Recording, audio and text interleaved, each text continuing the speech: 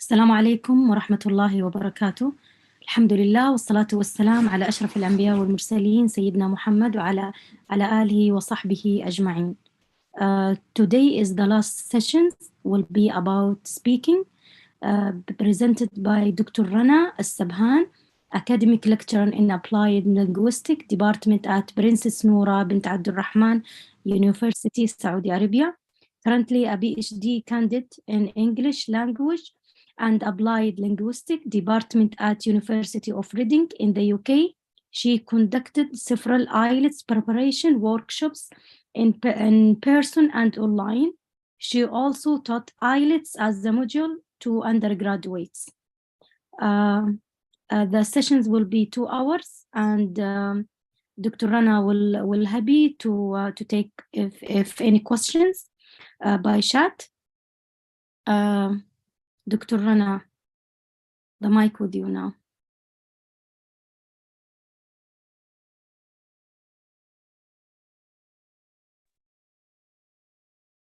Could you share? I will let you know. Share your screen. Yeah, sure.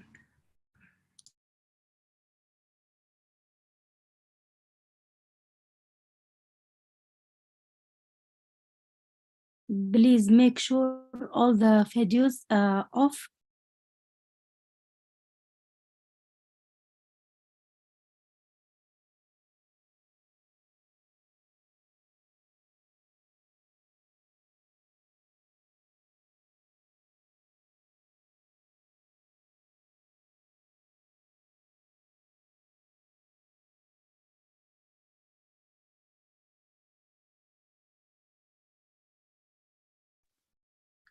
Can you see the screen now?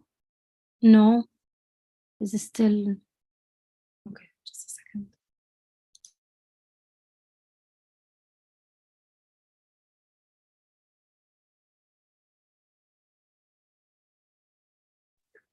Is it clear now? Yes. Excellent. Thank you very much, Dr. Ahlam and Dr. Ahmed, for running the 4th and last session of the intensive workshop for IELTS exam. I truly appreciate your effort and offering this platform.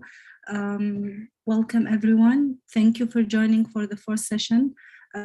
Today, inshallah, is going to be our last session. We will be talking mostly about the speaking IELTS part.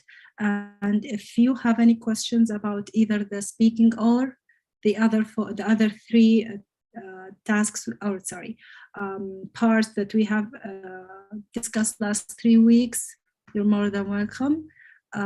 So today, inshallah, we will be talking in depth about the IELTS speaking tips, tricks, and strategies. The outcome of today's session will be similar to the last sessions. We are going to learn exam skills to achieve the results you're looking for. We're going to learn how to prepare for the exam. We're going to learn some of the common mistakes and how to avoid them. We're going to learn how to maximize your score, and finally learning some tricks and tips to use it during the exam. But first, let's start with some warming up activity. If you can, please go to menti.com and type in this code and answer the first question. I'll stop sharing for a minute and I will post the link on the chat so you can easily just clicking on that link to take you to that question. In a second. Yep. Okay, can you see the question now? Yes. Good. Here's the chat. Here's the link in the chat, please. Click on the link and answer this question. This is just a warming up activity. All you have to do is just write, type 10 positive words, adjective to describe a person. Okay, think of 10 positive adjectives to describe a person and type them down, please. And I will let you know why I'm asking you this question.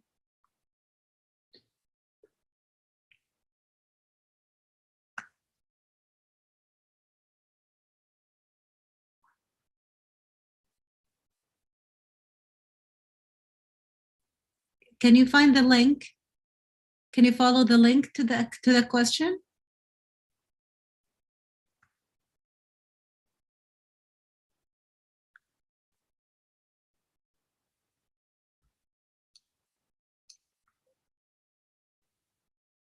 Is there a problem with the question?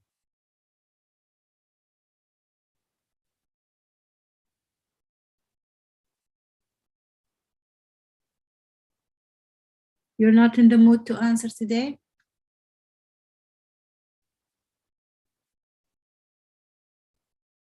You can unmute yourself if you can and just say them. Just write whatever you have, an adjective to describe a person, preferably a positive one.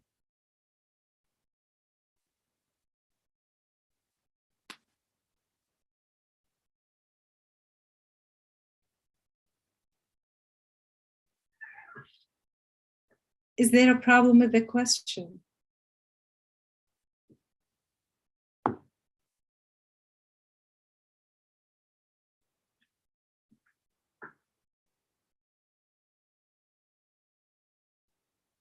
Should we skip the question? Do you want to come back to it later on? Okay, Sarah, then go ahead and write something. Is there something wrong with the question?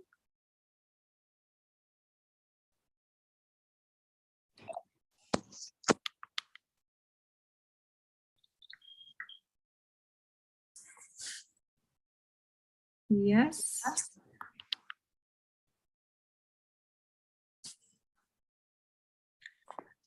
We are answering them. Okay. Okay. Do you like some words? Okay. Okay. No problem.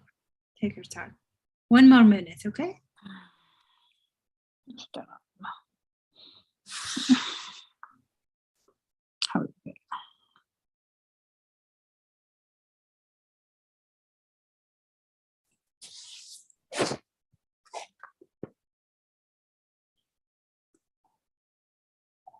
So in the IELTS speaking part, you should be expecting to receive a question about a person, either yourself or someone else's. And you need to prepare yourself to that kind of question by providing or let's say enlarging your dictionary with words. Okay, brilliant. With words that are synonyms, let's say, different variety of words to express an idea. If you keep, for example, you're being asked to describe a person, okay, and you kept saying they're good or they're beautiful and keep repeating the same words, that shows that you have very limited range of vocabulary, and that is a bad sign on your level of English. You need to expand your vocabulary. You need to have variety of words to describe a person and to describe an event and to describe a place. This question is just an example. How can you enlarge your vocabulary? How can you makes you just think for a minute of how much you know already and how much you need to learn to increase it. So for now we have a beautiful collection. We have dedicated, loyal, honest, clever, brave, smart, sweet, calm, friendly, beautiful, polite, handsome, classy, cheerful, amusing, helpful, intelligent, understanding. Beautiful adjectives. Beautiful. So the idea behind having this question is just to prepare you to different sorts of questions that may seem easy. Okay, for example, if you're asked, describe a person you love, or a person you look forward to, or a person you look up to, you might think, oh, that's an easy question. But once you start describing that person, you will find yourself sometimes like in short of words. So prepare yourself with as many adjectives for persons, places, events as you can. Okay, let's go now back to our slides. I'll stop sharing for a minute. Yep. Can you see the screen now?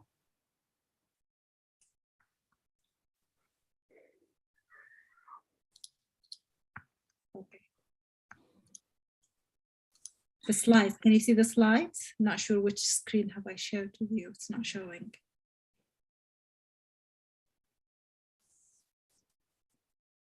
Okay. Now, let's start talking a little bit in details about the IELTS speaking part. The IELTS speaking part is actually the shortest part in the IELTS, and it could be, as I said before, either before the three parts, before the listening, reading, and writing, or it could be after. It could be before, and the distance between, or the time between the three parts and the speaking part could be ranges between, let's say, hours and a week. It depends on you when you register for the exam. You can choose when to have the IELTS speaking, whether on the same day, before the three parts, after the three parts, it's up to you. So the IELTS speaking will last for 11 to 14 minutes.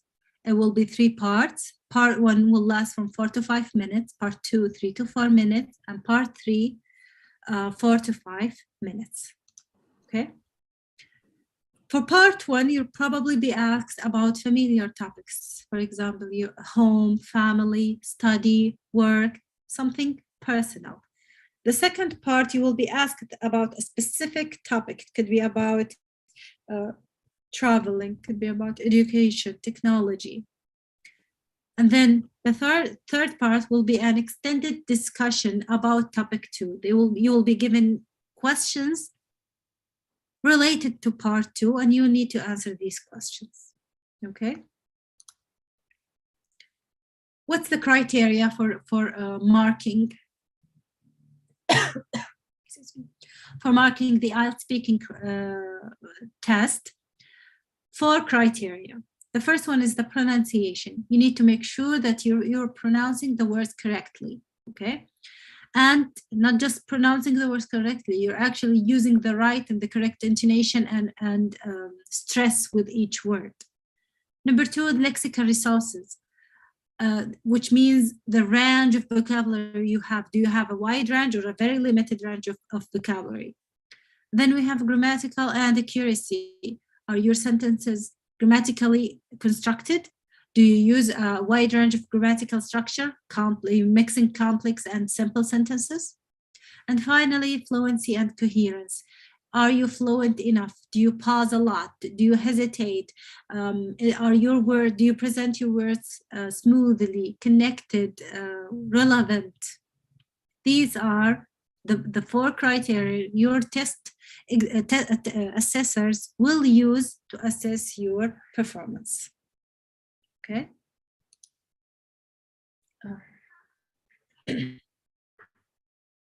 Now let's dig deep into each part of the IELTS speaking, starting with part 1. So for part 1, you will be mainly asked about either your job or study, your family or your friends, your likes, dislikes, hobbies, free time, or hometown. You'll probably have one of these topics or something relevant to these topics. So when you first enter the room, and you will be welcomed, you will be asked about your name, and you will be asked to show your ID identification.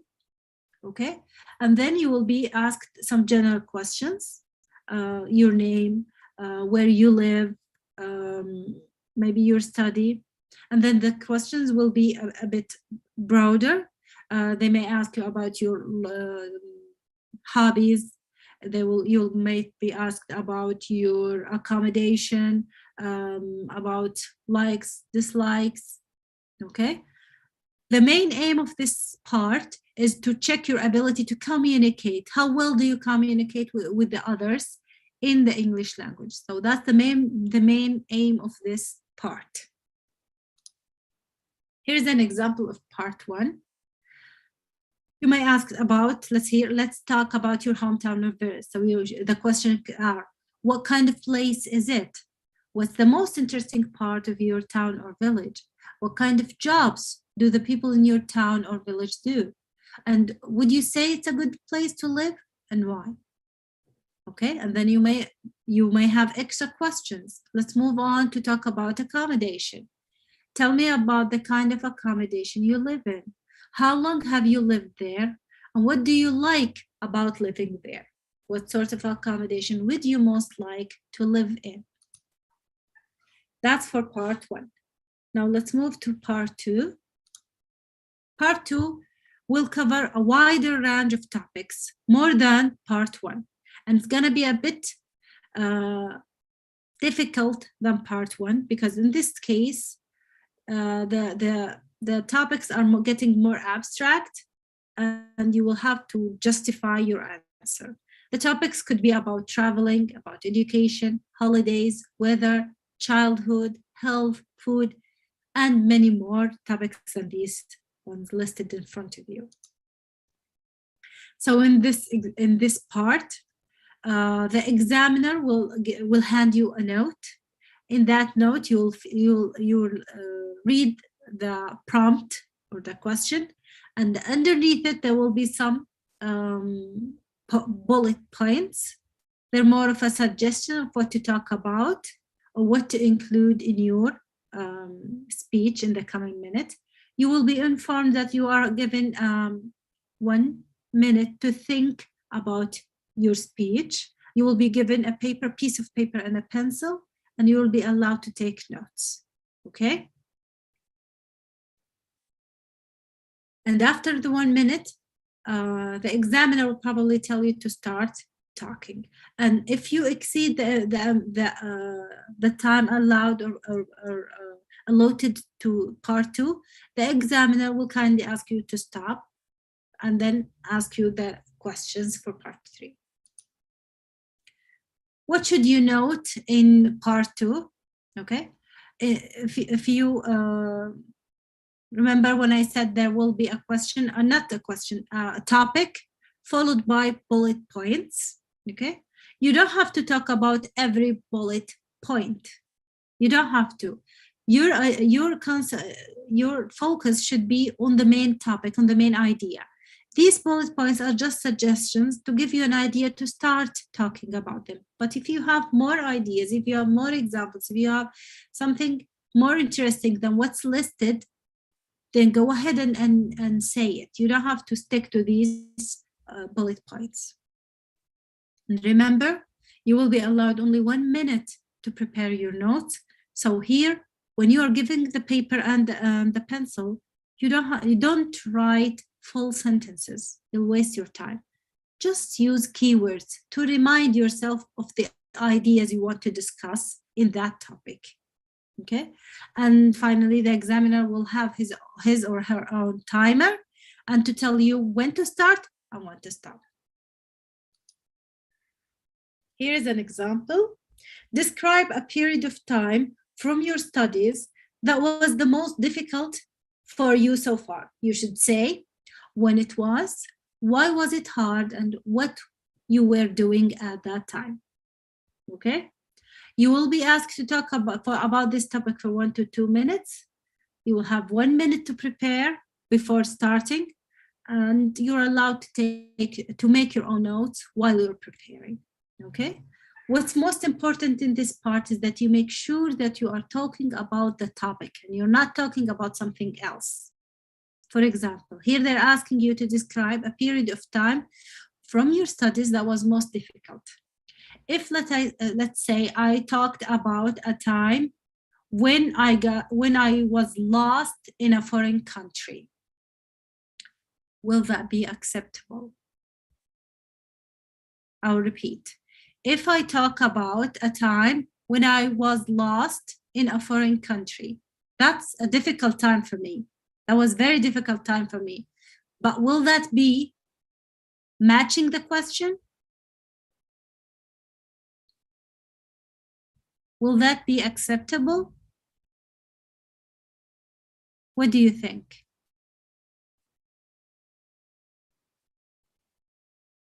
If I talk about a time when I got lost in a foreign country, that was difficult for me at that time.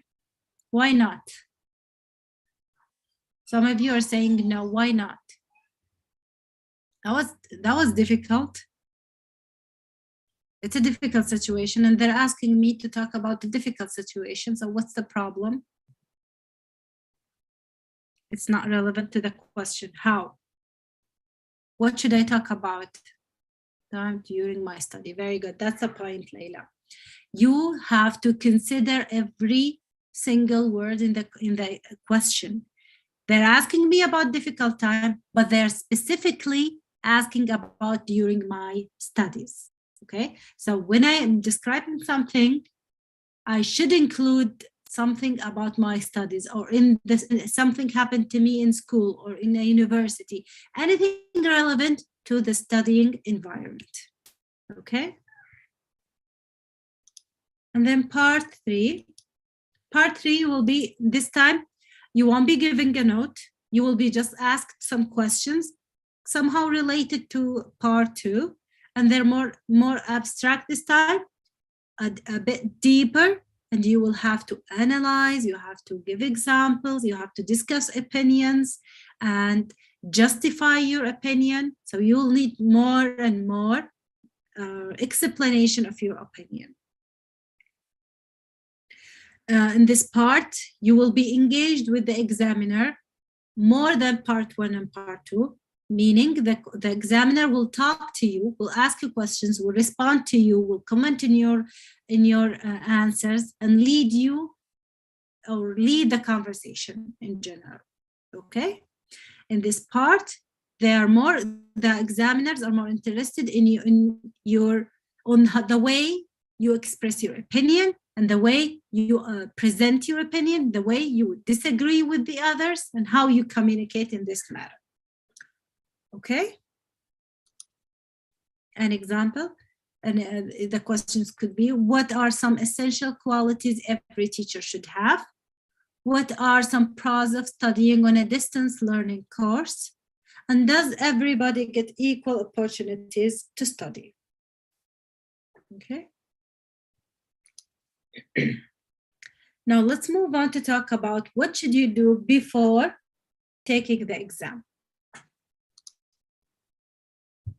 Before talking to the exam, you should prepare yourself by doing exactly what you should be doing with the other three tasks. And that is practice as much time as you can.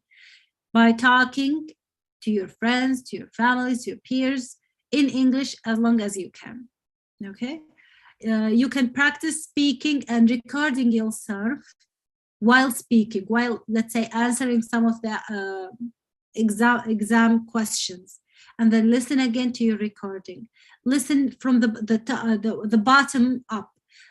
First, listen word by word and say and check yourself. Are you pronouncing the words correctly? And then move on to the sentence structure. Are your sentences grammatically correct? And if not, how can I correct them? And then moving up to ideas. Are your ideas clear? Are they connected? Are you moving smoothly? And then moving up. Do you hesitate a lot? Do you stop a lot? And then just look at every single aspect of your pronunciation or speaking in general. Are you speaking too slow? Or are you speaking too fast? Are you monotonous in your speaking? Do you use one rhythm throughout the whole time? Or you're going up and down in your speaking and you're presenting the ideas more with emotions rather than just monotonous way of speaking? Do you pronounce the words with the correct stress or not? Check every aspect of your speech by re-listening to that recording you've made more than once and evaluate yourself. Try and watch high-level speaking tests. There are plenty of mock IELTS speaking online. Listen to them and try to copy the way they're speaking, or let's say some of the phrases they're using to express their opinions. Use online dictionaries to improve your pronunciation of words. When you're listening to native speakers or English speakers, imitate them on the word level, then imitate them on the phrase level, then imitate them on the sentence level. This way, you're absolutely sure that you're not just imitating the words, but you're actually going through the intonation of the whole sentence. Remember, in part 1, part 2, and part 3, you will be set a time to speak. So that should be a way for you to set up a time, let's say 2 minutes to speak about one topic, and then 2 minutes to speak about another topic. Practice speaking within the same time limit. So you are used to talk about a certain topic for a certain time. To help you think, to help you speak fluently, to help you speak naturally, try to start thinking in English. Now, I know as non-native speakers or learners or second learners of English language, we tend to think in our native language. So we tend to think in Arabic, translate it, and then speak in English. First of all, such a way will take some time. You will notice yourself being silent for some time, just processing the words in Arabic, then translating them, which is not recommended in the IELTS speaking. It's not okay to be silent. Okay, that's unfortunately a bad sign. So start, while you're practicing at the moment, start to think in English and then speak in English as well. One way to help you be fluent in English is to read aloud. Try practice reading aloud. Reading aloud will build up your confidence in pronouncing the words and on a sentence level. When you are learning, do not just learn words. Learn them on phrases, a bit larger units of words. It will make it makes it easier for you to engage with other speakers when you know phrases. And there are kind of commonly known phrases in the English language that are used for certain situations. For example, instead of saying a good chance, you can say golden chance, a golden opportunity. Okay, you may say thumbs up if you are agreeing on something. or a green light. I have the green light to do whatever I want, which means I'm allowed to do whatever I want, for example. So build up your confidence, build up your vocabulary, but not just learning words, but use larger phrases. You use phrases instead of the words. Okay.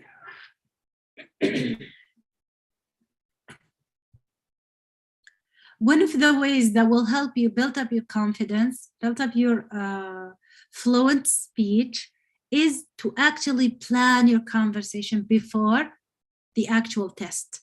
What do I mean by planning a conversation? Again, you will find online a lot of resources showing you kinds of questions you're expected in the IELTS exam. Practice these questions. Imagine you are answering them, and then create an imaginary conversation with some person, with the examiner in this scenario, and what kind of questions you expect from each situation, and answer it while you're practicing. At the beginning, it will be really hard to plan these conversations. You will find yourself like silenced a lot because you're missing a word, you're missing a vocabulary, you're missing the structure of a sentence, how to structure your sentences in such a way.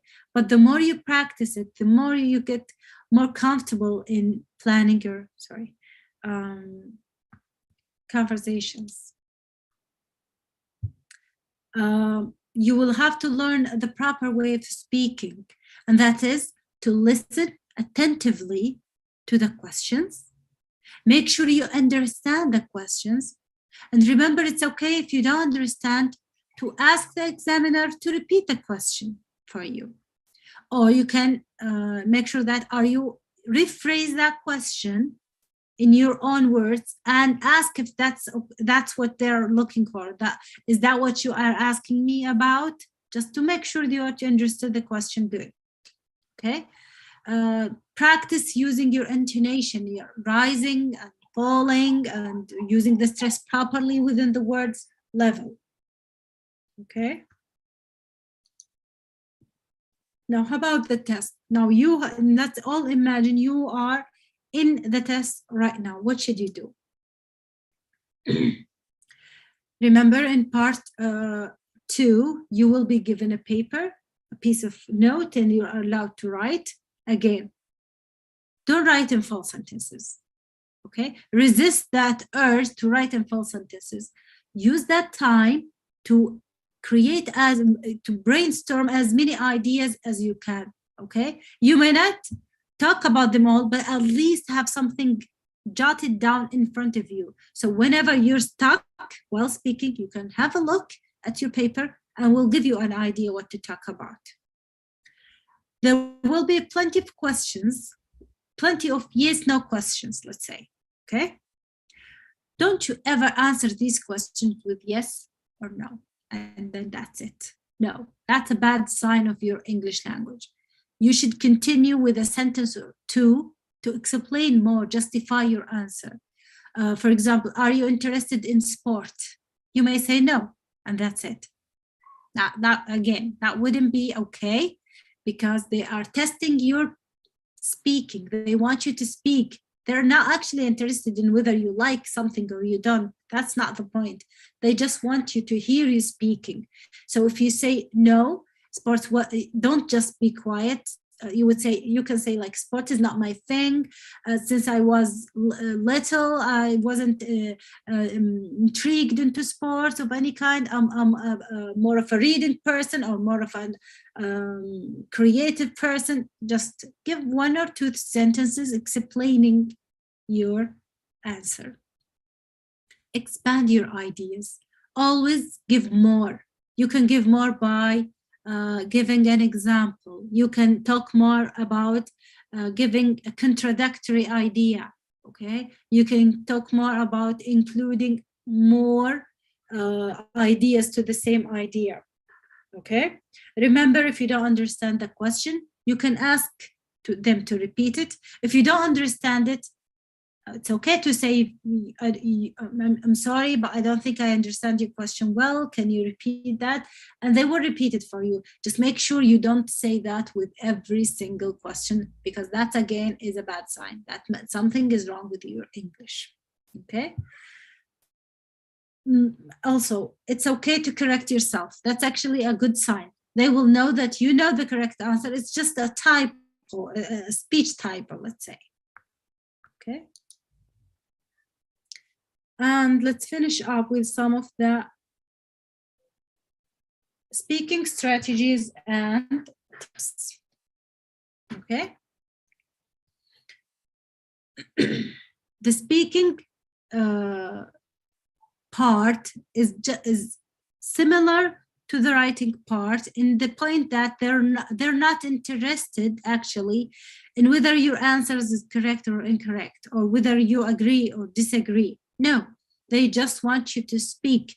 All they're concerned with is your grammar, your pronunciation. Is it connected? Do you have enough vocabulary? That's what they are interested in. So don't worry about giving like correct or incorrect answers. Just make sure you speak enough so they can evaluate your speech. Okay. Remember to answer is in more details for every question, but of course don't exceed the limited time. Make sure that you are within the time allowed. Okay. Do not repeat the question after the examiner exactly as it is. That's a bad sign. That means you don't have enough vocabulary to rephrase it. So make sure if you are going to repeat that question, then you rephrase it into something else. Not something else, I mean, using synonyms or sentence form, word order, choose whatever is convenient to you, and then say it again in a different way. Make sure your sentences vary between simple and complex sentences. Do not be monotonous in the sentence structure, but just saying the same subject, verb, object, subject, verb, object. That's not okay. Make sure you have a variety of complex sentences as well as simple sentences. Don't worry about your accent. Again, they're not judging you on your accent. As long as you pronounce the words correctly and they can understand it, that's enough. You don't need to be pronouncing with the English accent. When you are reading the question, make sure to pay attention to the tense of the question.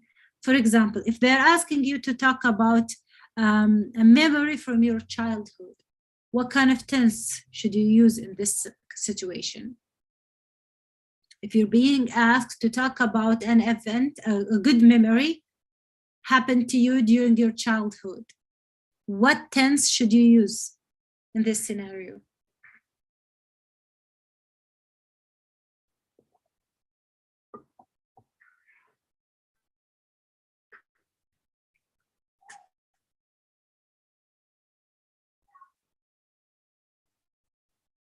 Past, yes. Childhood, something happened in the past, so you'll need to use the past in using it. How about a question like, what are you planning to do after graduation? What tense should you use? If the question is, what's your plans after graduation? Future. So make sure you understand the tense of the question. Okay, pay attention to what tense should you use. And that is something you should write it down for part 2. You should write it down in your notes to remind yourself of the tense. Okay. If you need some time to think about, if you're given a question you weren't expecting, it's okay to have seconds to think about it. Just say that out loud. Oh, that's a hard question, you may say, or oh, that's a tricky question. Oh, that's a complicated question. I'll need some seconds, don't say minutes, seconds to think about it. Just don't go into silence out of nowhere. That's a bad sign. Just express your opinions. Tell them it's okay to say, oh, that's a hard question. That's a complicated question. It's okay. Just to give them an idea that you need some time to rethink or reorganize your ideas. Okay. And lastly, let's discuss some of the common mistakes in IELTS speaking. I'm guessing you may know these common mistakes given what we have been discussing, but let's just re-say them again in the way of mistakes so you connect your ideas. If you repeat the same exact words of the examiners in your answer, that's a bad sign. That means, apart from plagiarism, that you don't have enough words to rephrase the question. Okay, so make sure you rephrase the examiner's question. You may respond with silence, no answer at all. Maybe within you, you're thinking about your answer, but the examiners don't know that. So you should say that out loud, so they understand that you are preparing yourself. Giving very short answers. For example, with a question with yes, no questions, do you have hobbies, for example, and you say, yes, I do, and that's it. That's very short. That's nothing. You need to explain. You need to tell them what hobbies you have and why you like these hobbies. Mispronouncing words, of course. Grammatical mistake is another common mistake. Memorizing answers. Remember when I said you have to learn the phrases? Learning phrases is different from memorizing answers, because memorizing answers means that you have a whole paragraph or couple of sentences for a certain question. And in IELTS speaking, you may not have exactly the same question you are preparing for. They will have to alter that question in some way.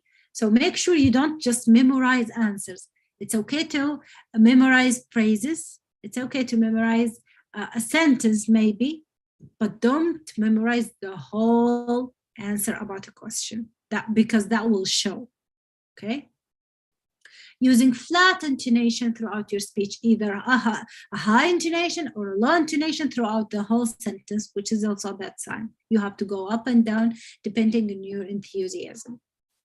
Speaking either too quickly or too slowly, okay? Both are mistakes. You have to train yourself to speak in the normal speech rate. Going off topic, they're asking you to talk about the topic, but suddenly you talked about something else that's not relevant here. You will lose part of the mark because you are off topic. You're not talking about the topic of the question. That means you misunderstood the question, which is again a bad sign. And here is the bad descriptors for speaking. Remember, we have 4 criterion: fluency and coherence, lexical resources, grammatical range and accuracy, and pronunciation. So let's imagine you are looking to get, you're aiming to get band 7. So for fluency and coherence, you will need to speak at length without noticeable effort or loss of coherence. You will have to demonstrate language-related hesitation at times, or some repetitions or self-correction. Uses a range of connectives and discourse markers with some flexibility. This is for fluency. For lexical resources, you're expected to use vocabulary resources flexible to discuss a variety of topics.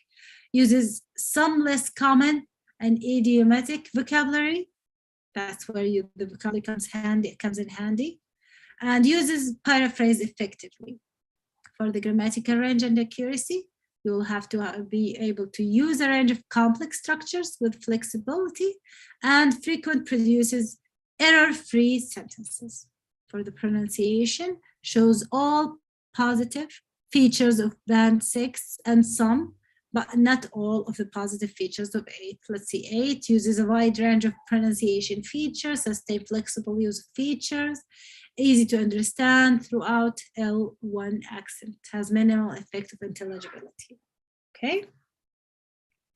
Is it clear? Are you following? Okay, moving on. Now back to our Menti.com. This time I will play an audio.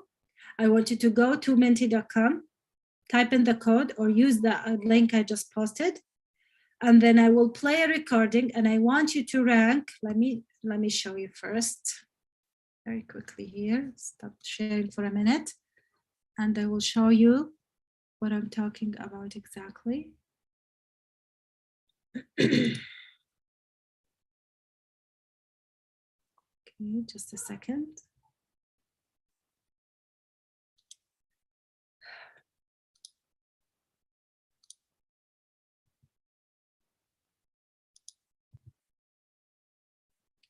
Okay.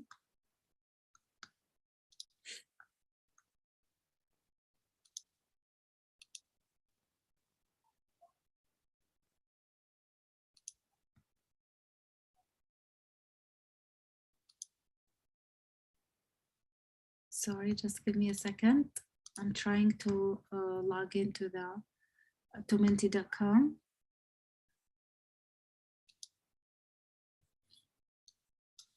There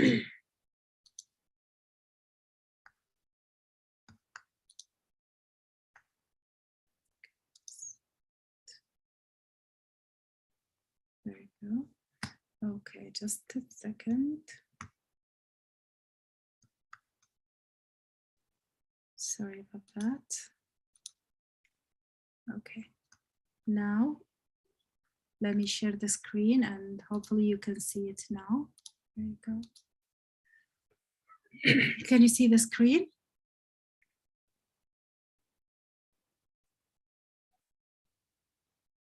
Okay, good. Now I will play an audio. All you have to do is listen and listen carefully. I'll play it more than once, as many times as you wish. All I want you to do is listen carefully and then use this sentence to rate or rank the speaker. Does the speaker speak fluently with rare repetitions or self-correction? Rank. Does the speaker use vocabulary with full flexibility? Does the speaker uses a full range of structure naturally and appropriately? Does the speaker use intonation and rhythm in a way that makes it easy to understand? And finally, does the speaker uses a wide range of pronunciation features? Okay, I will have to go stop sharing this, go back to the slide, but you have an access to this, right, in your own screens. Do you? So you don't have to see this, right? Let me go back to, because I need you to listen to the audio in the slide. Are you ready?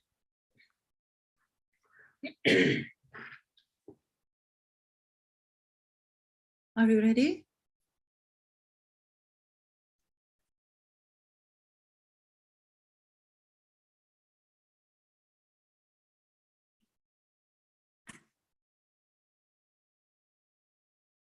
Yes or no? Shall I play?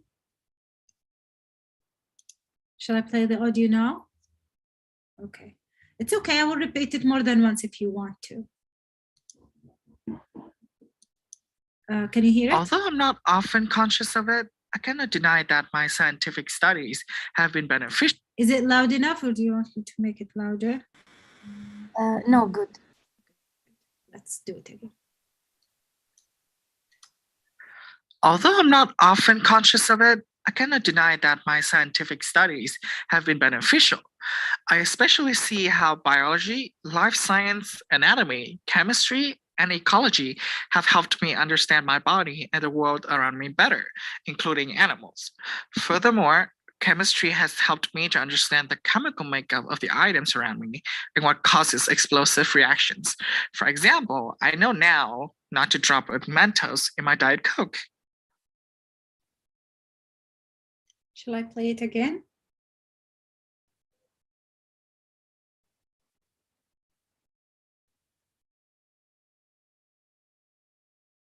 Would you like to listen to the audio again? Sure. There you go. Although I'm not often conscious of it, I cannot deny that my scientific studies have been beneficial. I especially see how biology, life science, anatomy, chemistry, and ecology have helped me understand my body and the world around me better, including animals. Furthermore, chemistry has helped me to understand the chemical makeup of the items around me and what causes explosive reactions. For example, I know now not to drop a Mentos in my Diet Coke.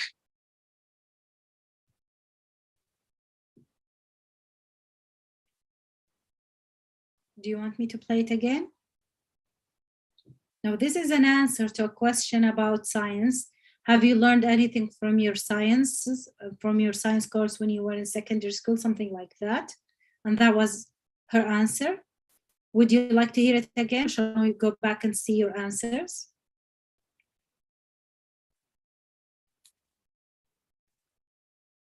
Okay.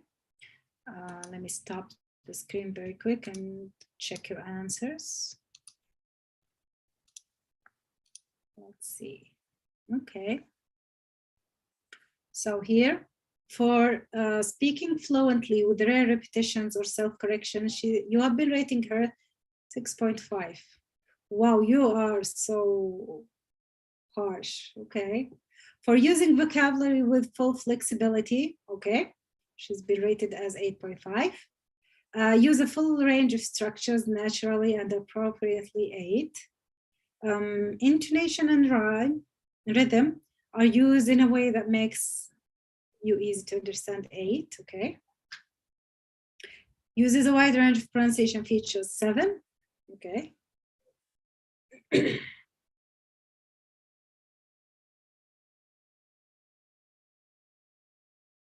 Wow. So you rated her as speaking fluently with the least marks. I'm interested to know why. Why do you think she doesn't, or her fluency is lower than the other features? What makes you think? Did she repeat? Did she self-correct herself?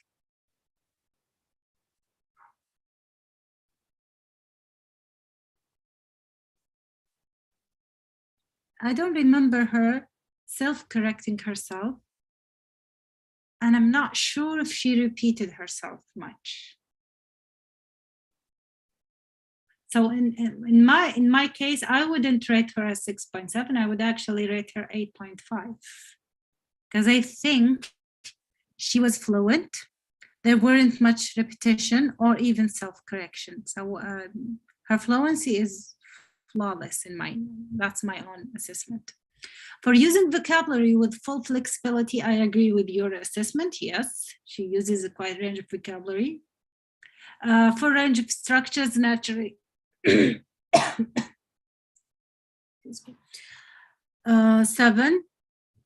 Yeah, 7, 8. Yeah, I agree with you. Intonation, yeah, her intonation is very good. You can see that she's not using the same rhythm throughout the sentences. You can feel her enthusiasm at some point.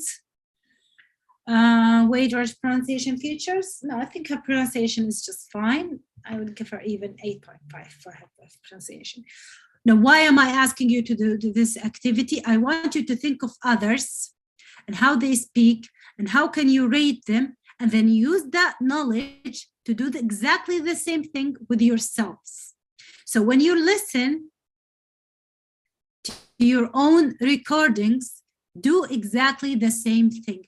Have a piece of paper, write in it all the items, of course, more than this. This is just a few sentences. In your case, you should have an evaluation sheet where you evaluate words pronunciation, sentence structure, grammar, intonation, stress, ideas, coherence. All of these should be included in your own evaluation of yourselves, because this is the only way you make sure that you are actually developing and you're actually building your own speaking skill.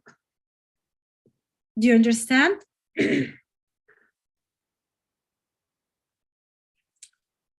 Okay, now let's do some real practice, but let's go back to our screen first.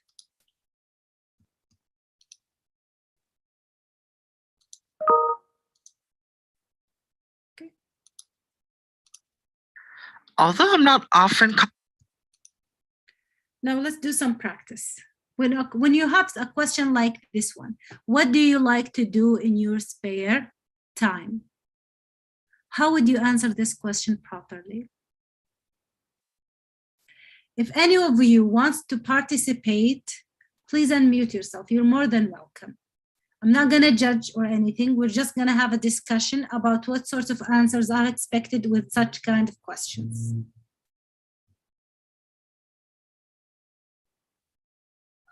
Any volunteers? You can do it. You can speak directly, or you can type your own answers in the chat, whatever works for you. What do you like to do? Imagine you are in the exam right now and you are answering this question. How would you answer such a question?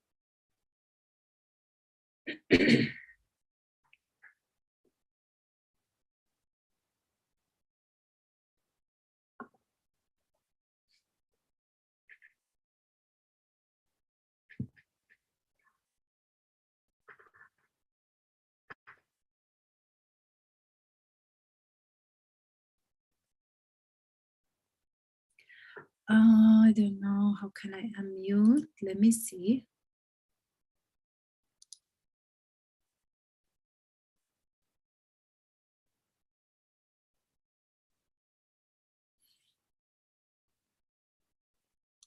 Don't think. Yeah, it's link. Dr. Ahlam, can you unmute the speakers, please? Can you hear me? Yes, I can. Go ahead. Yes. Yeah, I already unmuted her. Oh, sorry, I skipped the question. Thank you. So, do you want us to answer these questions by writing or speaking? Whatever works for you. If you want to speak, go ahead and speak. Okay, if you so want to type it in the chat, go ahead and type it in the chat. Whatever works for you. I'll just have a discussion with your answers and tell you what should you do, what shouldn't. okay, so I'll answer the first question. Mhm. So, what is, I think, my spare time? What do you like to do in your spare time? So I will start to answer. Actually, I like, in my spare time, I like to do sport because the sport is my favorite things to do in my spare time. I always like to read a book because reading give me a lot of informations about, more informations about a lot of things that I don't know, give me a lot of confidence for myself. I like to spend time with my family because I feel so happy when I spend time with them, and they change my mood. They make me feel I am important and a special person to them. That's it. Well done. Nice. First, good thing you did is that you continued your answer. You didn't stop.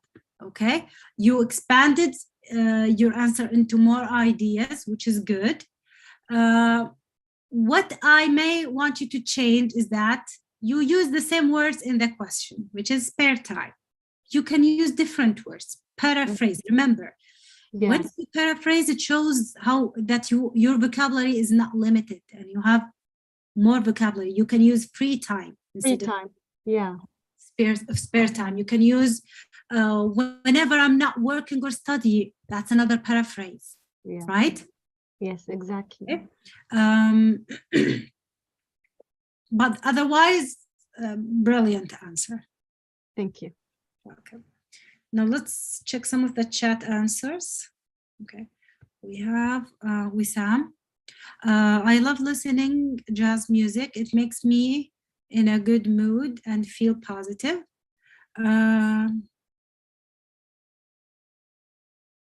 Let me just read it for a minute.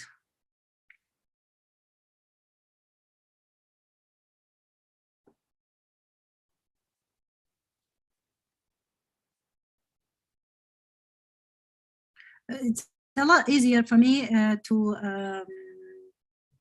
assess if you're speaking. That's a lot easier. But based on what you're writing, it's just I like to listen to your pronunciation and your structure. That's all. But other than this, a good answer. You listed what you like to do, and you tell us why. That's a good thing.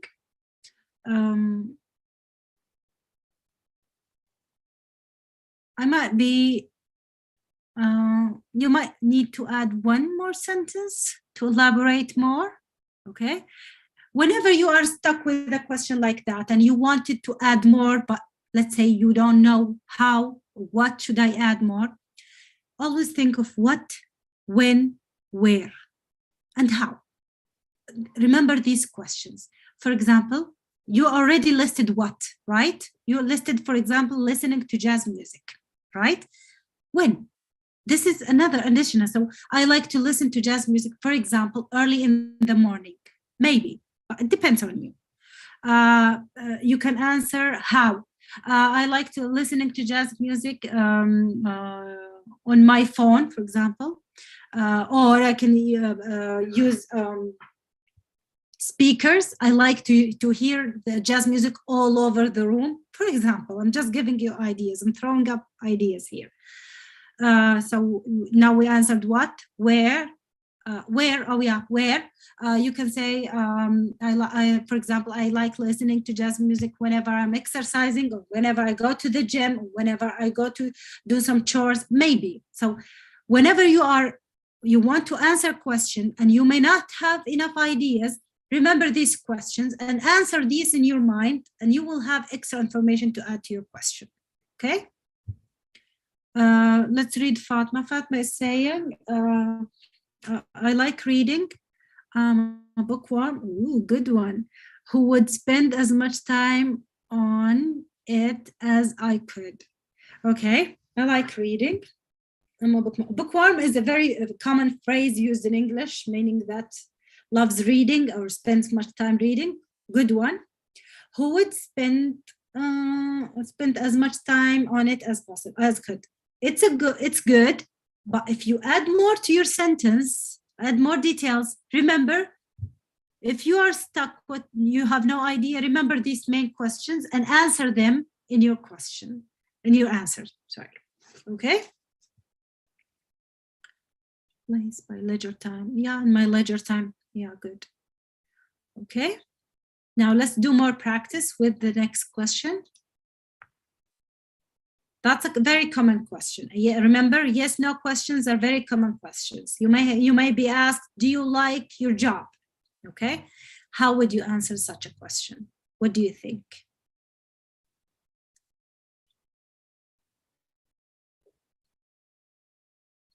The questions are when, what, okay, what, when, where, and how. Okay, these are the four main WH questions that will help you brainstorm your answer, give more details in your answer. So Fatma, in your free time, I like to do shopping. Okay, but tell us more about your shopping. Remember, if you're stuck, use these questions to help you more. What kind of shopping do you enjoy the most? When do you do shopping? Where do you go for shopping? How do you shop? Okay, you can say online, for example, or no, I'm not a big fan of online shopping. I like to do it in person, maybe. So you can add more to your sentences. The more you speak, the more the examiners can give you more marks, because you are not, you're not, let's say, missing words. You're confident enough to express your own ideas.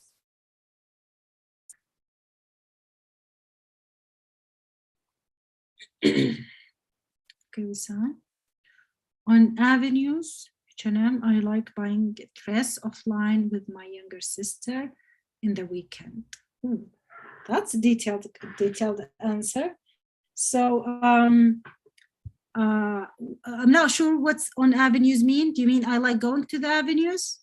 Is it like make sure your sentences? Okay, here's the thing. If you are afraid to commit grammatical mistakes, then I would recommend that you make it short, rather than speaking much but committing so many grammatical mistakes. Make it balanced. If you are not comfortable saying difficult words, then don't say them. If you are not comfortable giving extra information, then make sure you are saying what you're comfortable and what you are 80% sure are correct. Okay. So, for example, here, I couldn't understand you, Wissam. You're talking maybe about a place. So I like going to, for example. And when I go there, connect your sentences, Wissam. When I go there, I always go to some so and so and so. Okay. Because you're saying avenues and you're saying offline, so I'm not sure. Offline. I'm not sure what do you mean by offline. Okay. But including your sister, including the time, that's a good thing. Okay.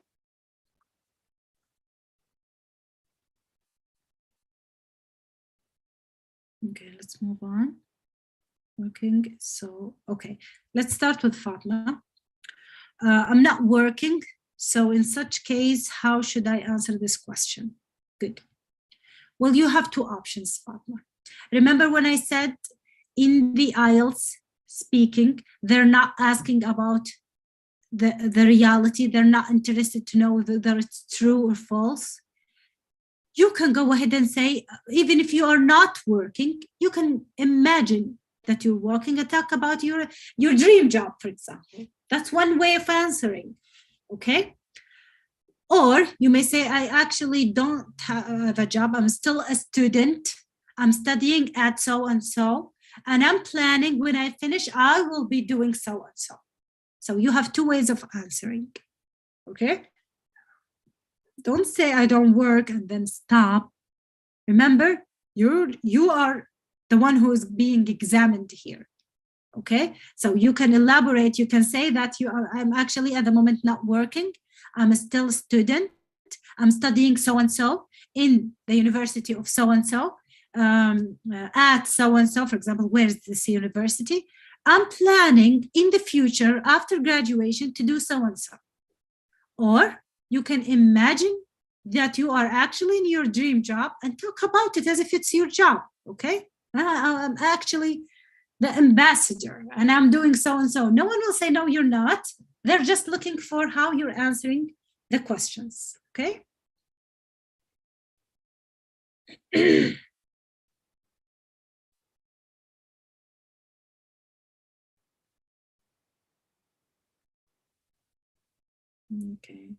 Anyone wants to try and answer this question?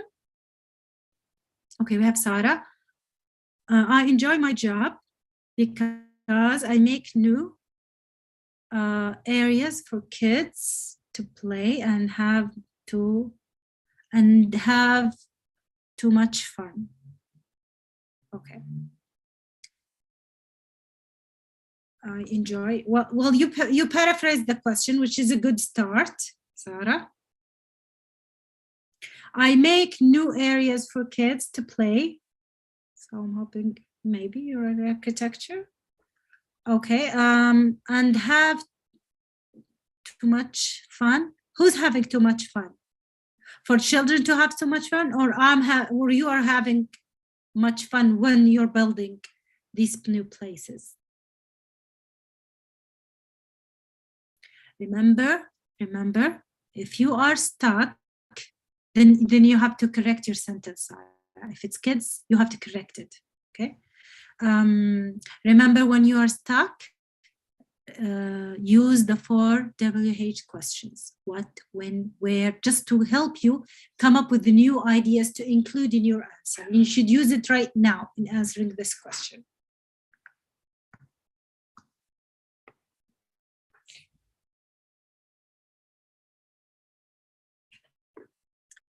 Any more volunteers? Remember, you can speak directly or type your answer. Both are okay. No one likes their jobs? By the way, you can say, no, I don't like my job. Remember, they're not asking about true or false. They're not going to evaluate your answer, just they're evaluating how you present your answer. You can say, no, I actually don't like my job. This is not my dream job. I'm just working to, I don't know, earn some money so I can move on to my dream job in the coming year. You can do that. Okay, we have Fed. I'm a teacher and I love my job very much because the profession of teaching is very great because I give students what they need of knowledge, especially children in the primary grades. Good one. Okay, good faith. So you told us about your job, which is a good start. And you told us that you answered the question directly. And then you gave us some more information why you do that, which is good also. Very good. Brilliant.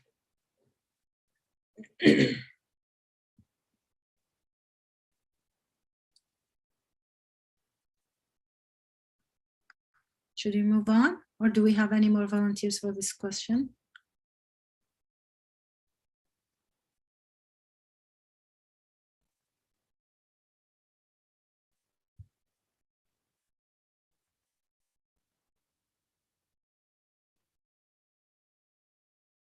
Okay, let's move on. Okay, we have one. Wissam, yes, I do. I'm an accountant and do different tasks every month. As I feel make a good productivity and manager give me a bonus because I make a good performance. Okay. So Wissam here answered the question directly, yes. And she told us what she is doing and do different tasks every month. Okay. As I feel I make a good productivity, I'm more productive. Usually say I'm more productive. My manager gave me a bonus. Yeah, you shared some personal story. This is very good to elaborate your answer and add more to the speech. Good one. And give me a bonus because I made a good performance. Good one, Wissam. Good.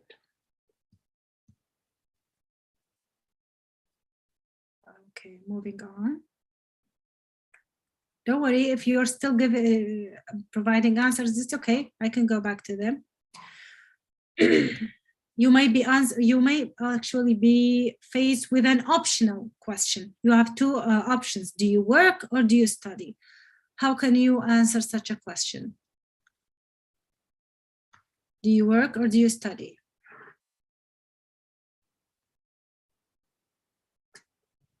You can unmute yourselves or you can type your questions here. And remember, whenever it's a yes, no question, do not just say yes or no and that's it. Elaborate. If you have no idea how to, use the 4 WH questions to help you build up a sentence.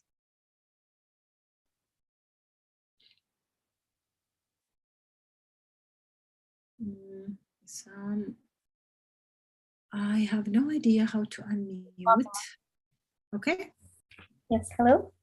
Hi, can hear you. Go ahead. Okay, so I finished my college degree, but currently I don't work. I'm trying to improve my English and taking online courses. Currently, I'm taking a content writing course as I'm trying to do a career shift. Is that a good answer so far? Yes, brilliant. But can you please repeat it and a bit louder? Just a second. Is that clear? Am I clear now? Yes, go ahead. Okay, so I finished. I already graduated from college, but currently I'm trying to improve my English as I'm taking content writing courses. I'm doing a career shift. I don't like my specialty, so I'm doing a career shift, and I'm hoping that it will be something interesting that I keep doing in the future. Beautiful, beautiful, Wissam. Yeah, you have given like context to your answer, which is really good. What the examiners are looking for. Remember, you're not supposed to say yes or no. You're supposed to speak, to communicate, to connect with the examiners, to tell more about your life. So here you shared with us more about your life, your plans in the future. You used grammar very well. Your vocabulary is well suited to the topic. So yeah, your answer is great.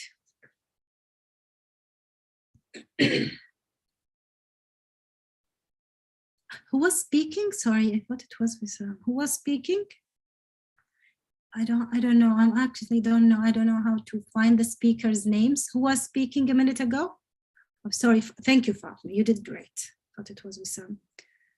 Can you unmute yourself, Wissam? I will unmute. Okay.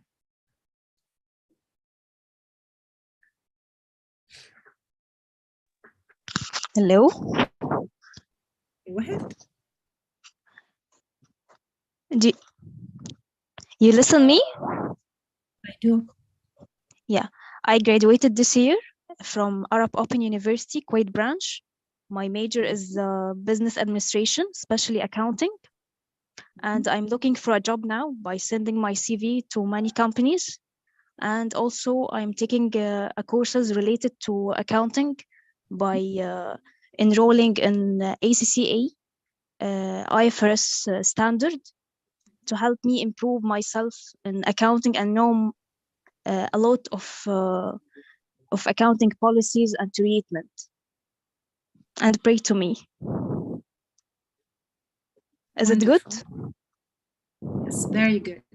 So you gave us more details. You answered the question brilliantly, and you have elaborated your answer, told us more about what you have been doing and what were you planning for the future. Brilliant answer. And I like your choice of words and grammar. Thank you, doctor.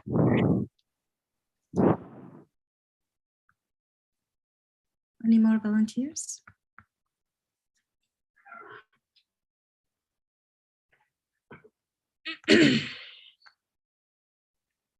Okay. Don't worry, if you provide any more answers in the chat, I'll go back and read it for you. So let me just show you. I have provided here because you told me in the first session that one of your hardest part in the IELTS was the speaking part. So I tried to add so many resources about different topics, different themes that will help you build up your speaking skill. Starting with speaking resources, here is some topics specifically aimed at the IELTS exam, okay? They will share with you different topics, different themes about the IELTS, past exam questions you can use to practice, okay? Here is a real IELTS exam. You can click on this link and it will take you directly to free lessons about the IELTS exam. In this link, you will find more. It's a beautiful website. The vocabulary one is a very beautiful website. Let me see if I can show you exactly what I'm talking about. Do you see it now? Do you see the IELTS vocabulary page? Good. So if you look at this website, they're listing all the topics, okay, that you're expecting to see in the IELTS exam. Let's say, for example, weather. And if you click on it, it'll show you the kind of questions and the answers expected. So for example, the examiner is asking, what's the weather like in your country? And here they're giving you an ideal answer, and they're highlight, or the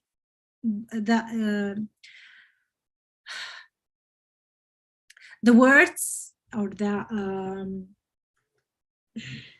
how can I say it? The vocabulary that stand out are bolded, so you can focus on them.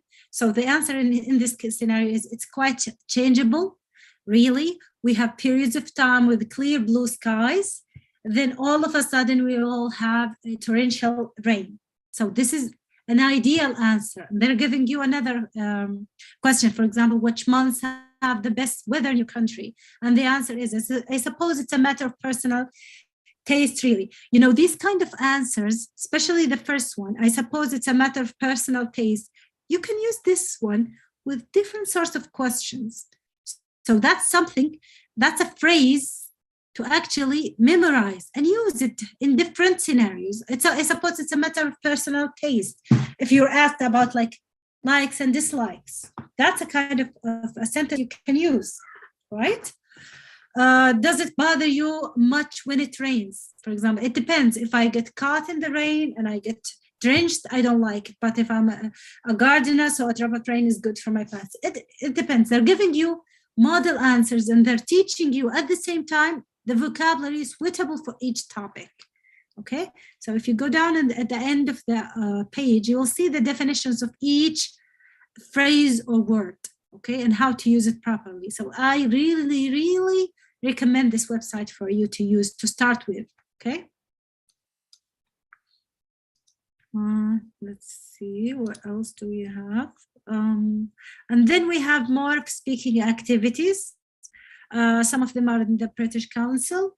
They're providing really different speaking activities where you can use them to build up your skill. Let's see if I can show you at least this one, just one.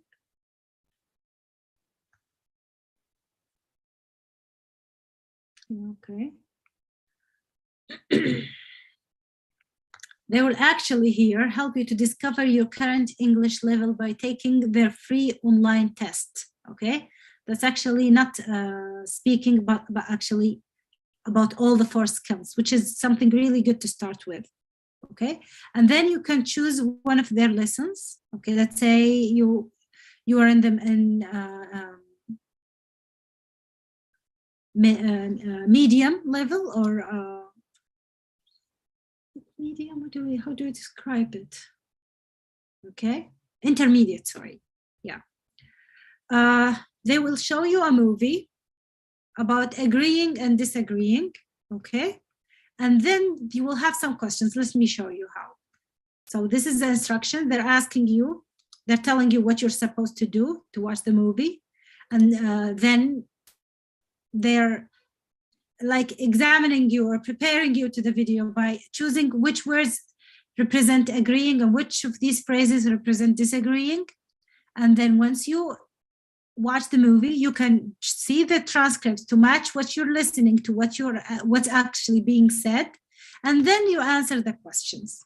So this is a very beautiful website, and all the other websites, actually, I did not include them unless they're really special, okay, to help you build up your speaking skill, because speaking skill is kind of a challenging skill. It's not like the reading and the writing where you can, or the listening even, where you can do it by your own. You kind of depend on others to engage in a conversation. But these websites that I provide help you actually do that by yourself. You don't need other partner to practice with. But that doesn't mean you don't need other partners.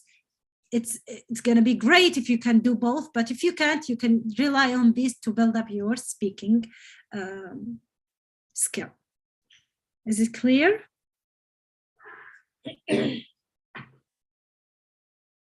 Okay. So questions? We're done for today. I try to make it a bit short because I want you to speak more than me this time.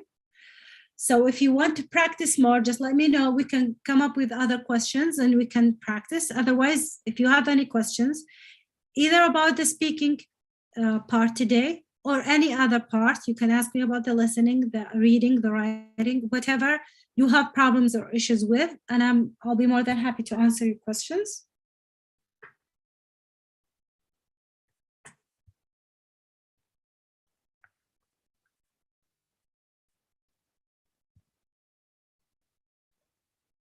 Questions?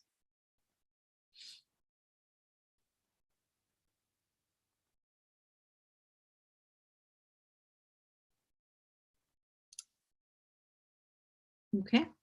So if you don't have questions, or if you are still preparing your questions, let me tell you about this. It would be an honor for me to help you one more step by giving a one-to-one session, an assessment session for your IELTS exam.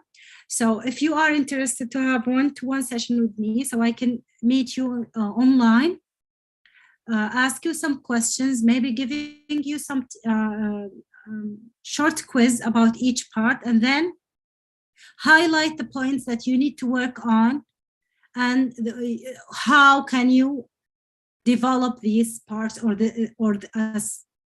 a skill you need to develop to get the grade you're looking for. So if you are interested in a one-to-one session, assessment session, email me on this email, okay?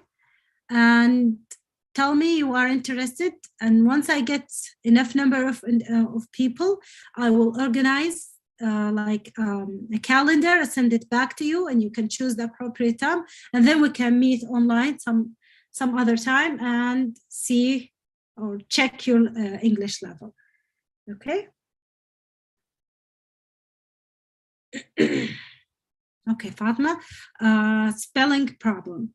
Yes, yes. For the English language is a tricky language because, unlike Arabic, words are written not in the way they're spoken, and that's where the tricky part comes. They usually pronounce the words different from the way they're writing them. So all I can say in this matter is just practice writing them. Write as many times as you can. Grab a notebook, specially dedicated to spelling. Write the words more than once. Write the words within a sentence. An example you found online, let's say, and an example you created yourself. And write the word as many times as you can. That's the only way you can overcome the spelling issue. Okay. There are some online activities that help you with your spelling. I don't have anything in my mind right now, but there are some. They're more of a game than an educational website, but you can use them when you're bored or something to continue on your studying for the spelling. If I could find any, and you share your email with me today or email me later on about the spelling activities, I will try to find them and then email them back to you. Okay, these are as extra activities to do while spelling, but the only way to master the English spelling is to practice it. Write as many times as you can. That's the only way, honestly, to be able to write in the right spelling.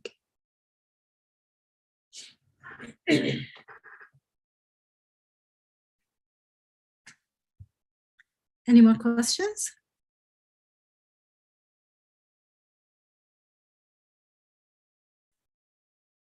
My pleasure, Fatma.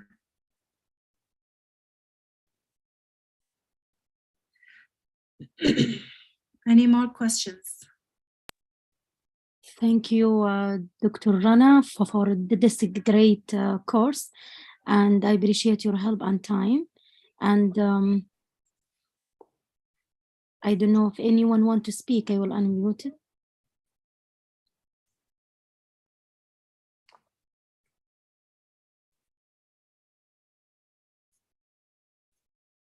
My pleasure, Wissam. Thank you for sticking up with me all this through these 4 sessions.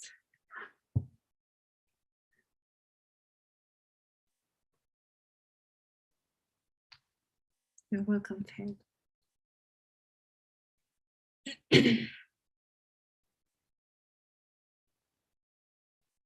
And once again, if you email me again on this email, I will forward the presentation to you if you're interested to have.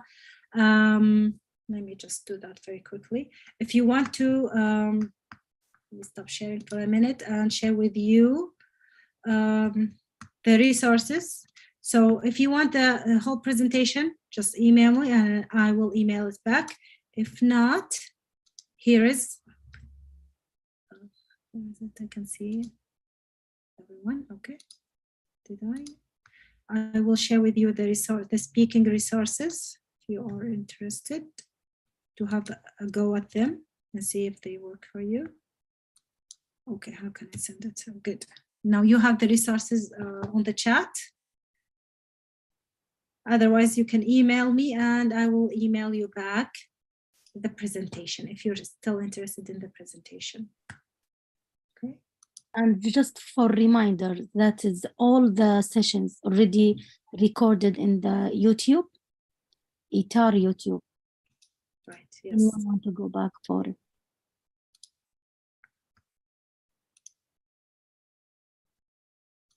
I'm sharing again the slides.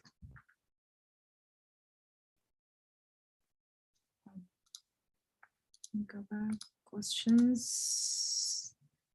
Yep. Questions?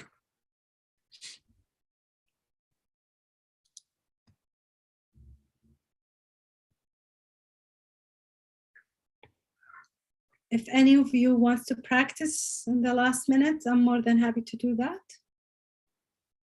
In any of the questions?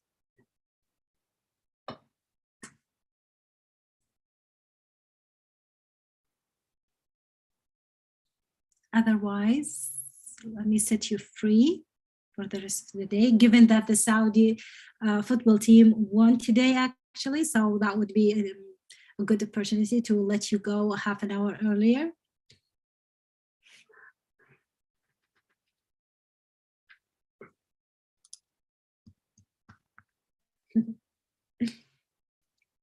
Yeah. That should be like a motivation for you to start studying for the IELTS today after this great one. Such a victory today. I think I will leave you here. Thank you all for sticking with us throughout this month. We have provided you with an intensive workshop about preparing for the IELTS exam, starting with the listening and ending up with the speaking. I'm more than happy to share this presentation along with the other presentations. You just have to email me and I will email you back the presentations. If you are interested in rewatching the same videos, ITAR group have them online available. They're recorded, all 4 sessions. Feel free to share the presentation and the link to the YouTubes to whoever needs them. And if you are interested in a one-to-one assessment session, please email me back and we will set up a time and meet to evaluate your English level. Other than this, I would be happy to leave you and celebrate the rest of the day, let's say. الحمد لله الذي بنعمته تتم الصالحات. الحمد لله على شهر كامل قضيناه في دورة تدريبية مجانية قدمتها الزميلة الدكتورة رنا السبهان من جامعة مبتعثة من جامعة الأميرة نورة إلى جامعة ريدينغ. جهودها واضحة دائما، قدمت في كثير من الجهات والمؤسسات التطوعية والتعليمية. شاكرين لك دكتور رنا مرة أخرى جهودك وتطوعك معنا أيضا في أسرة إيتار. نلتقي بكم أحباءنا كما تعودتم من أسرة إيتار اللقاءات الأسبوعية. جميع نذكر أن جميع اللقاءات مسجلة موجودة في قناة إيتار اليوتيوب، يمكنكم يعني الرجوع لها والاستفادة منها. دمتم بخير وتصبحون على الف خير.